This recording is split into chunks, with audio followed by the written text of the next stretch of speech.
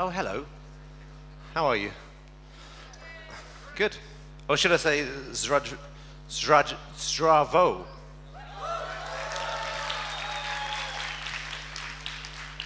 Kako ste?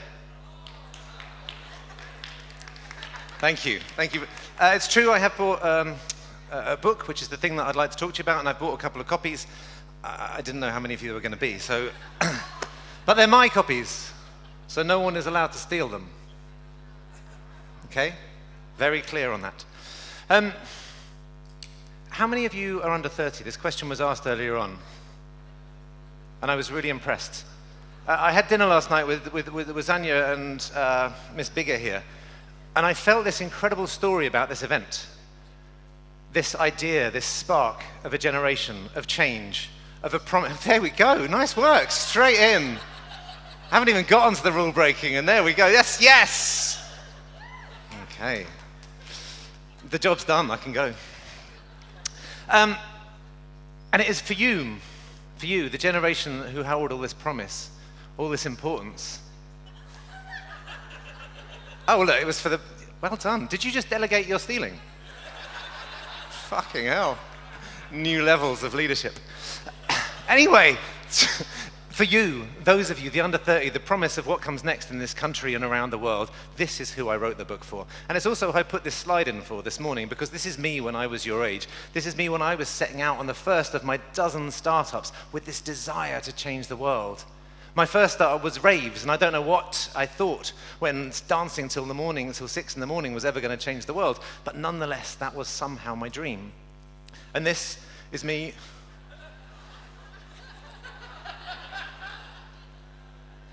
tonight. And I find myself back in this space. I find myself back in the exact space that you're in. And so I give myself to you freely in the time that I've got here to have the conversations about the startups and the plans that you've got. Because a little while ago, I found myself here, in exactly that space. 15 years after the start of my biggest social enterprise, my biggest success, Liberty, which had gone around the world. I'd worked with some of the biggest clients in the world, and I'd always promised, because it was so embedded in the story of youth culture, that when I was 40, I would step back. And this is me stepping back. You can just about see my hair at the back. That's my new team taking it literally and pushing me back off the podium as we won the Grand Prix for not just the best agency, but for an agency that fundamentally changed the world. So all these ideas that I had that started out on raves and dance floors about making a difference in the world ended up actually making some kind of difference. And then I fell into a really strange place, a depression, if you will, an anxiety. All of my identity was caught up in this idea, and suddenly it was gone. But that's the past. This is the future.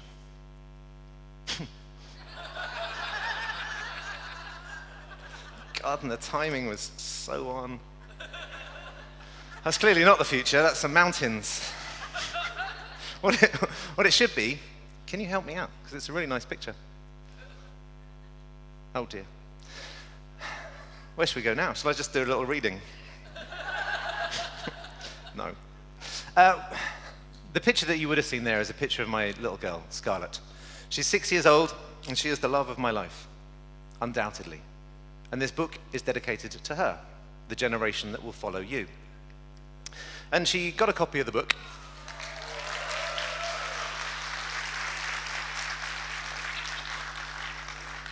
She got a copy of the book. She's very excited about that. That's the independent bookshop at the end of my road, and she opened it up and she found her name at the front, which made her very happy. And then she scrolled through the rest, and she made the best observation that I've heard so far, which is, Daddy, how did you write a book about pirates with no pictures in it? It's the kind of astute observation you only get from 6-year-olds. So I said, well, Scott, the thing is, after 20 years in business and viewing the way that capitalism has changed the world and having traveled the world and met some of the most exciting young entrepreneurs the world over, I've come to the conclusion that when you realize the game is rigged and you carry on playing by the rules, then you play to lose. Which was no way to describe anything to a 6-year-old, obviously. But by the end of that week, it obviously sunk in, because I got a call from the principal at her school saying, what the hell has happened to Scarlett? This really nice little girl's now throwing stuff on the floor and pushing her mates over. And obviously she'd got the wrong end of the stick about rule breaking. So I took her to introduce her to a hero of mine, and a hero of yours probably, a hero of rule breaking. I introduced her to Millicent Fawcett, because in the same week the book was out, this statue was unveiled. The first statue ever to appear in Parliament Square in the centre of London of a woman. Not just any woman. the figurehead of the suffragettes movement, a woman who fought for equality and rights, but fundamentally a woman who broke the rules, who in the moment that she risked everything that she held dear, she did the wrong thing, knowing that the right thing was no longer the right thing to do. This connected with Scarlett. We walked around the square and she asked me about the other statues, which put my history knowledge to the test. But what became clear was that we don't make statues for people who just follow orders. By and large, most of our heroes, in the moment that they became our heroes, were heroes for breaking the rules. And this really lands with me. This really lands well with Scarlett as well, because I find ourselves in this interesting position that if I look back across the latter part of the 20th century, it seems that the business model that we've inherited, and that by and large that you've inherited, that I put it upon you that you must reject, is a business model of exploitation. Either exploitation of the world's natural resources, which we've simply run out of, or an exploitation of human resources, which we now find ourselves in a crisis of identity and anxiety. It's a business model that is no longer fit for purpose, and as we head towards the midpoint of the 21st century, it is upon you to reinvent that business model. Fannying around at the edges with identity politics and everything else that seems so important is fundamentally not going to address the problem, my friends. The problem has to be addressed at its core. And for those of you thinking about this from a brand point of view, those are the creatives, those of us in the advertising spectrum of this, the challenge is even more acute, because we have a really big question on our hands. In a world that is 60% over its biosphere capacity, any of your business models that are still wedded to a notion of consumerism have a choice to make. Not only do you imminently face your own palm oil moment, but do you truly want to be the signature on humanity's own suicide note? That's the choice that's coming your way, fundamentally. So, something has to be done about it. Something serious has to be done about it. There is a notion that someone smart is coming up with an app for all of this shit. That somebody somewhere has got an app for global poverty, and it's going to come dancing out of Silicon Valley with someone with a quirky surname and some great teeth. And we know that's as much horseshit as that comes behind so many of those unicorns. But you might not be relying on the tech to save us. You might be thinking there's some kind of level of global leadership, right? There are some grown-ups who've got this. There are some smart politicians, perhaps, out there. Also not the case. Certainly how it looks from my perspective, but I know that's how it looks from your perspective too. No one is coming to save you. No one really has got your back. This comes down to you. This comes down to me. This comes down to all of us. This is a real question of leadership. Nothing good is coming from that direction. There is a vacuum of imagination, a crisis of ideas at the highest of our organizations and societies and institutions. This has to come from somewhere else. I think the other option is that we complain. And if you want to complain, I've got the best Donald Trump memes there are. Send me yours, I'll send you mine. We can complain all day long, but you know that is not going to bring about the change that's required. The change that's required is going to need a different spirit, and it's a spirit that I would argue is a spirit of rebellion. Rebellion, and I know rebellion is a strong word. And I know that applause is for Star Wars as well. Because if I'm going to choose rebellion, and I choose that word carefully and sensitively, it took me a year to write this thing. So I choose a sexy, cool Star Wars rebellion, but one that fights against the forces of evil nonetheless, because I don't think anything less is going to stand up to the challenges that we face, that you are facing. So then there lies a question. The leadership, the ideas, the role models, who do we look to for this kind of change? Who are they? Those who fought and died for workers' rights, or for civil rights, or for equal rights. That's the kind of level of fight that is on our hands. That's the level of fight that is being handed to you. So who are we going to look up to now when we've been so fundamentally failed at a leadership level? Who can we look to? Well, I think I found them. I think I found the role models of the hour, the role models for you, in the golden age of pirates.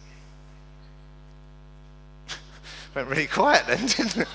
You were all with me right up until that moment, and then suddenly like, what the fuck? Doesn't he know his history? What's he talking about? This is suffragettes and the civil rights movement and some fucking Captain Sparrow. Yes, my friends, Captain Sparrow and his ilk. In fact, the golden age of pirates, because it's time for a history lesson. Not many people know the true history of pirates because they were written out of the history books, but they are the role models of the hour that are needed.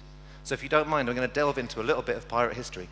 To begin with, I know where most people's reference points come from, and it's understandable that we think of pirates as vaguely comedic and romantic and foolish figures. But this is not the story, and this is not the case. I noticed that talking of pirates, all the books have gone, so there's mine. I hadn't even turned around, Giovanna. So let's begin. Here we've got Black Sam Bellamy, aged 28. He became the first of all the billionaire pirates, infamous for his ability to steal already stolen Spanish gold. He was even more famous for his articulate execution of taking down church, state, and government in argument for the fairness of equality for the common man. And up here we've got Edward Teach, aka Blackbeard, the most famous of all the pirates, and deliberately so because he was the architect of the pirate brand, and so dedicated was he to this brand that he would set light to sulphurous flames at the end of his beard and in his hair, so he'd rain down this vision of hell and fury upon his hapless victims, but not because he was a violent psychopath. Quite the opposite. It was because he was a marketing genius. In fact, there's no record of Blackbeard ever killing anybody in history because he didn't have to, because his brand was so strong. And here we've got Black Caesar, who was one of the very many black pirates. People of color were being released 150 years before the abolition of slavery and given into the pirate communities with equal say, equal pay, and equal rights. And talking of equality, here we've got Anne Bonny, the queen of the golden age of pirates. Her story is chapter 7, by the way, one of the best of all the pirate stories, as she drove a galleon through the convention of the day that women weren't just of equal capacity but of equal intelligence.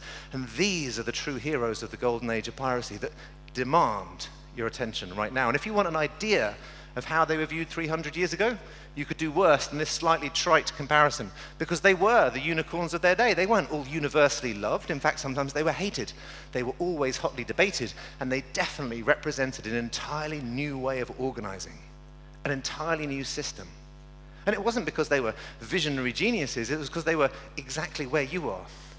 In fact, the average age of a pirate was 28. The average pirate crew was only about 80 people. When they wanted to, they could mass up to hundreds, if not thousands. They were the millennials of the 18th century. And they faced a very similar backdrop. A self-interested establishment, locked out of their own future, a level of automation that brought about a massive amount of redundancy, and the only opportunity was to rewrite the rules of a very broken society, which is what they did. And some of their rules are these. First up, just for you, the notion of global branding was first invented by pirates. People think it's Coca-Cola, but it's not.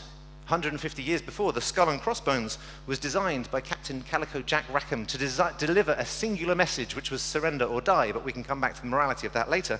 But it was a message that drove the pirates' business model and made them the least violent people at sea at the time, but certainly the most profitable. And it continues notions like dual governance that we use in all of our organizations. The checks and balances to avoid corruption and predation as much as possible were first seen on board a pirate ship, a two-house system before the Companies Act, the Charities Act, or even the Parliament Act. The notion of social insurance. If you lost a leg on board a pirate ship, it was 850 pieces of 8. An arm, 650 pieces of 8. It didn't become law until 1908. And it didn't become a human right until 1945. Pay equality. I can't give a contemporary date for this one because we still haven't caught up, but there was no gender pay gap on board a pirate ship. And I could continue with all sorts of modern innovations and buzzwords, from diversity to facilitative leadership to holacracy to self-organizing teams. All sorts of ideas were first seen on board these incredibly sophisticated ships. In fact, I could say these societies, because this is what happens when a small group of human beings decides to stand up against the status quo, the powers that be. Innovation, ambition, fearlessness, and new rules, new things, new stories get told. And it doesn't just stop at an organizational level. In fact, on board pirate ships, we saw the first ever sophisticated same-sex marriages that had an inheritance clause, and if that hasn't won you over in the spirit of thinking about tonight, pirates invented the cocktail. It is a historical fact. Sir Francis Drake was the first person to put lime, rum, mint, and sugar together in a glass and invented the mojito. In other words, pirates fuck shit up.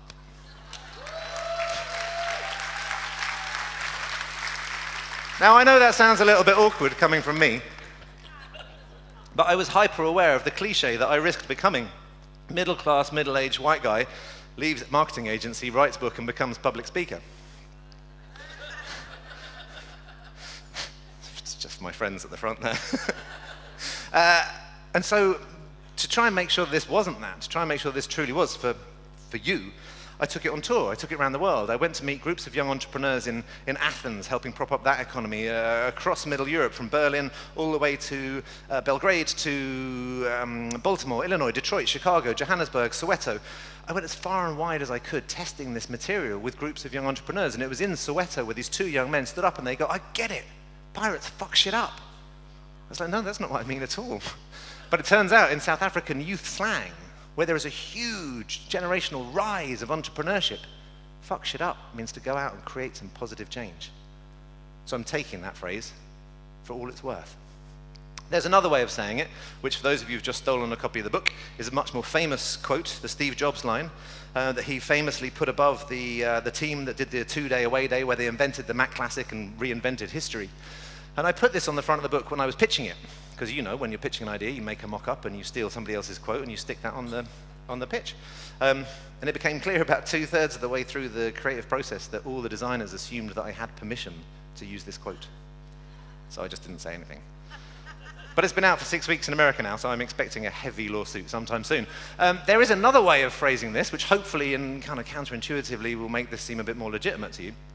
Along the way of discovering all these incredible pirate facts and pirate histories, I discovered pirate economists. There are two groups of pirate economists, and they really argue the use of piracy as a legitimate tool for creating change in really two main instances. One in the discovery of new markets, or certainly the capture of new markets, because pirates are willing to go further and faster and off the edges of the map and into the shadows and into the informal economy. And it's why we see such advances in biotechnology, because the pirate laboratories are going faster than Big Pharma will, or when there's massive stagnation, such as in the UK, the BBC was a state-controlled, state-backed monopoly until pirate radio came into the frame, or even the original master plan for Netflix was based on Pirate Bay. These sorts of instances is when piracy, again and again, since the Golden Age, has continued to play a role in uncovering new markets and breaking bottlenecks, and so it can now. At the center of the book, having done all this research and understanding about the Golden Age, I began to see a framework emerging, and I began to apply it to the modern day, and I found that it would work both for Greta Thunberg, to Chance the Rapper, to Malala, to all sorts of interesting individuals who use this kind of 5 stages of pirate change. And also, it couldn't be a business book without an alliterated 5-step of change in the center of it. It also gives me a chance for the really bad pirate joke that these are the 5 R's. It gets better again from here. I won't go into them now because we don't have time for it. We can talk about it later. But fundamentally, something then shifted. Once the book was out, I started getting asked to workshop it, like to really workshop it. The first call came through from Lego, and then Mercedes, and then Sony, and then some of the biggest companies in the world, all facing exactly the same challenge that we've got, that disruption is coming down fast, and we know it is. So the talk about transformation that just doesn't go anywhere isn't going to get us anywhere. We know how this looks. As soon as the Post-it notes come out, I am deeply concerned. That's an opportunity for everyone to devolve what they could do onto a wall for somebody else might do. Permission-based change, the kind of change that doesn't get us anywhere. You know the one where you have a really great idea, and then you're asked to put it into a couple of slides so that it can get killed in an email thread. Death of 1,000 thoughts, where all good ideas get sent to die. So that simply doesn't seem enough. And we know how this then works. It ladders up to the top of organizations where our leaders are disincentivized to actually deliver the kind of change that we're talking about. Across the European Union, the average board is comprised of 90% white males with a university education who average the age of 63, 2 years away from retirement, fundamentally disincentivized against the kind of radical transformation that we require. So it simply can't come from the kind of places that we believe that it should. When I've run these workshops, we get so excited. They all lead towards a kind of an idea of mutiny and how we're going to bring about change from the middle of the organization. And then I ask, what gets in your way? What's going to stop you being pirates? We've got so much energy alive and in the room. Everyone's ready to go and do it, and the answers come in their hundreds and thousands. From my responsibility to the mortgage to the meetings. And after a while, I began to realize they all boil down to just 2 things.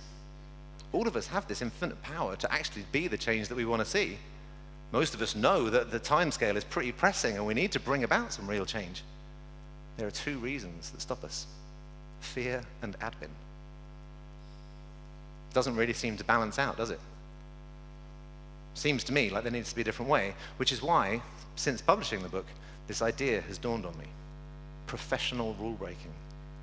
The last thing I'm advocating is chaos or dangerous disruption or violence, but I'm advocating accelerated change. And I don't think it's going to come from permission. I don't think it's going to come from the way that we've created change before. There has to be a different way about it. But I believe in our organizations, I believe in our businesses, the brands that I love, the jobs that we have. So professional rule breaking is within the confines of those, but it brings about change from the center. To give you an idea, my metric of success at professional rule breaking is nearly getting fired once a year. If you're not there, you're probably not doing anything that's going to make any kind of change that anyone is going to remember. So, I know it's easy for me to stand here and suggest to you that you all need to nearly go and get fired to bring about the change in the organizations that we love. So to put my own neck on the line and myself in the line of fire, I'd like to tell you how I applied this. I mentioned just after that picture, I left this organization that I loved, that really wrapped me up in all of its identity and its ambitions, and I felt lost. I was months away from the book coming out. It was a bit of an existential crisis. I was going through a divorce. Everything seemed overwhelming. So I went back to the material and began to look at it. How could I take hold of this? I'd workshopped this book the world over. I knew there was something potent and powerful in it that I believed was needed. And then I found myself at my publishers. I'm very lucky to be published by Penguin Random House, filled with anxiety and being told that my marketing budget was zero, and that the plan behind it was also pretty disappointing. I looked out this window, and this is onto a major road in the centre of London, from the River Thames right up to the Palace of Westminster, 6 lanes of arterial traffic, and all I could think was back to my raving days. I thought I would fly poster the fuck out of that window. And so at the end of the meeting, I went and found the buildings manager, and I said, could I put an installation in that window? And he chased me out of the building and said, don't you ever darken my doors again, young man. This is Westminster Council, health and safety. And so I came back later that night, and I measured it up myself. And then I went and got a quote for it, and it was £1,750, which was £1,750 more than I had. But then I got a call really randomly from Tom Weldon, who is the chief executive of Penguin Random House, not a man to be messed around with. And he asked me for my observations. He knew me as an entrepreneur. He'd used my agency for marketing, and he asked me my observations of becoming an author. So I gave him my 3 key insights. He said, that's amazing. Would you come in and do a presentation to my leadership team? I said, yes, of course, but you'll have to pay me. He said, how much? I said, £1,750. He said, what's that for? I said, I can't tell you. So I went and got the banner made, and then I ordered a clipboard, and then I forged a letter from Tom Weldon, the chief executive of Penguin. The forgery was so obvious, the level of typo, I'm badly dyslexic, right? So there's no way that I should have got away with this shit at all, but I did. And then I went on Amazon and ordered 4 high-vis vests. And on the morning of the launch of the book, I went down to Penguin and I installed a poster the size of a fucking bus on their offices. It took about 90 minutes to put up. I got a quick picture of me looking as smug as a 6-year-old. And then I ran away. I ran back to my offices in Brixton. Thank you very much. Voila.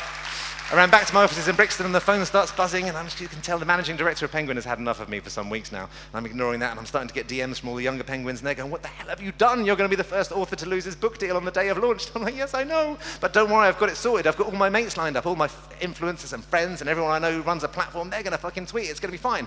Nothing happens. Nobody does it. I'm like, shit, nothing comes through. It gets to lunchtime, and really it's like a fucking tumbleweed, and the news has moved on. I'm like, good God, what am I going to do? So I started writing articles, and I've edited a video, and I started to get it out, and I'm still ringing everybody I can. It begins to start getting some kind of traction. I can see it on Amazon. It begins to move around on Twitter a little bit. And then all of a sudden it gets to 4 o'clock in the afternoon and Sir Richard bloody Branson tweets the thing. It took a lot of phone calls to get to that, I tell you.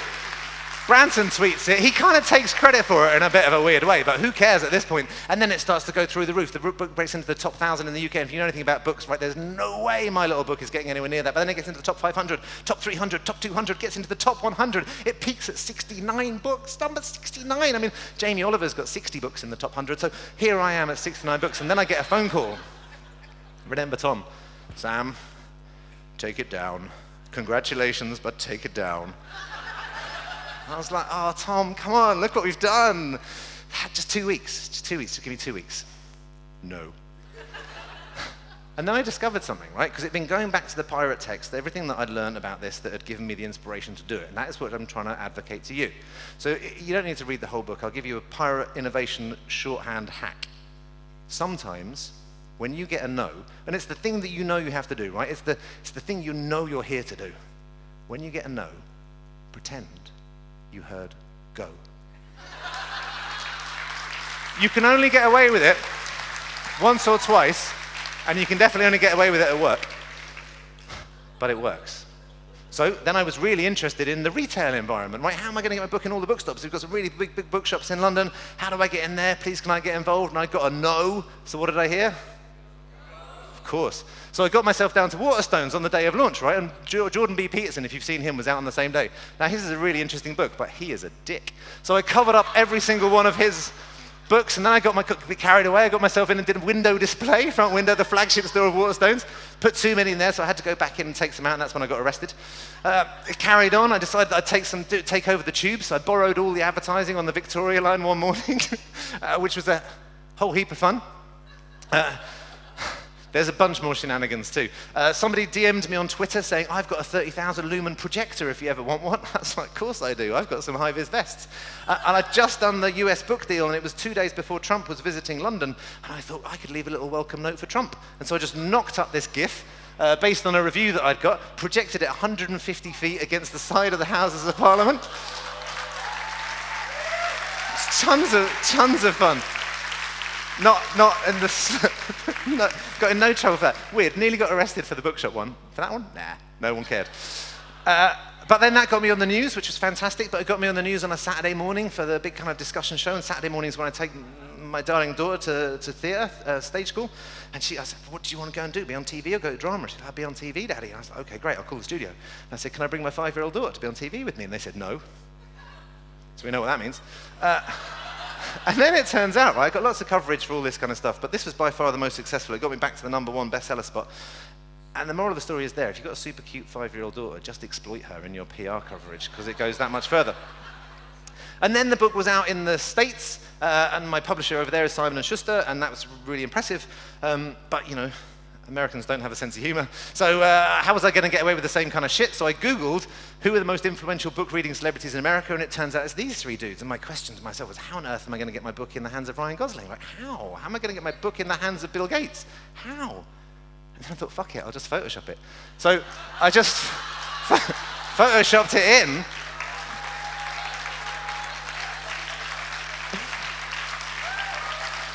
And then, obviously, that got me a massive no. How far can you go from there? There's only one place left to go. Ooh. Ooh. That got me in an awful lot of trouble. And so the question was put to me by my marketing director at Penguin, Conniff, do you want to sell some bloody books, or do you want to start your movement? And I put this question to you, because I think it's a question everyone has to ask. Are you here to sell some stuff, or are you here to start something? Now, it's not a binary choice. You can do both, but they only work well in one order. If you're going to try and bolt on some meaning to that shit that you're selling, it ain't going to fly. We go back to the slides that I began on. The other way around, things can work. And I know this, because this came true. The first email I received from a reader was this: "Dear Sam, I really enjoyed your book. Da-da-da, it's really good." Reading this led to me handing in my resignation. She attached her resignation letter. I said, what? I didn't mean it. Sorry. But before I could say that, another one came, and then another one came, and then another one came, and we were 3 or 4 weeks into the book launch, and by then, every single hour, it felt like I was getting another message of rebellion, of somebody who said, I've been inspired by what you've done, and I've decided to take action on it. I've decided to take action on it, not just this conversation that we're all so used to, peak inspiration. You know, inspiration without action is frustration, or talk minus action equals shit, which is where we are so often.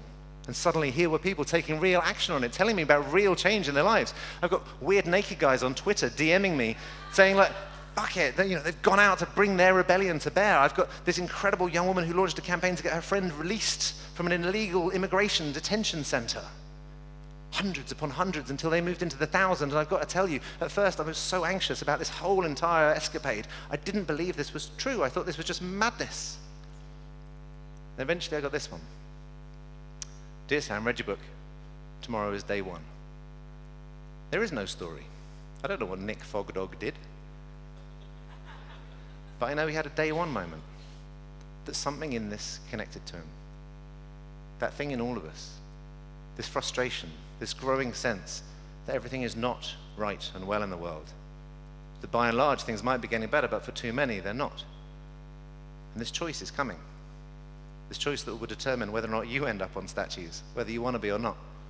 We live in historic times, my friends, and there are choices to be made. And the first is which side you're on, because we are either part of the solution or we're heading towards our own palm oil moment.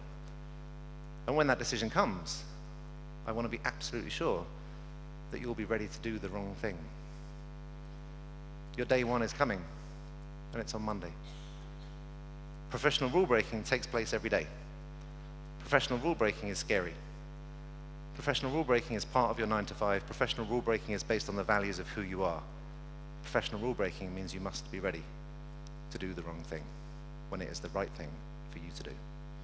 Thank you very much indeed.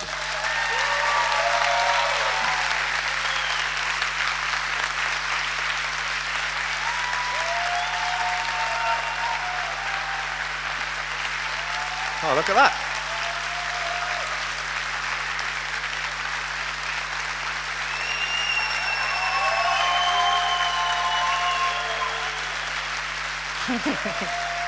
Oh, thank you.